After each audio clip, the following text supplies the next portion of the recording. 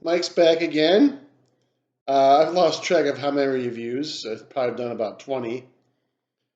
And if you watched my last video, I lied. I have one more old movie to do. I have to do it because it's one of my favorites. It's Demolition Man from 1993. It stars Sylvester Stallone and Wesley Snipes. Two guys that really know how to fight. Um, Wesley Snipes is a bad criminal, and Stallone is a cop again. Stallone is wrongfully accused of murdering 30 people, which actually Wesley Snipes did.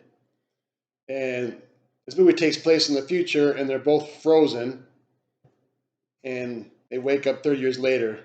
The jail system is just freezes people instead of putting them in jail. But throughout the whole movie, Stallone and Snipes are always fighting.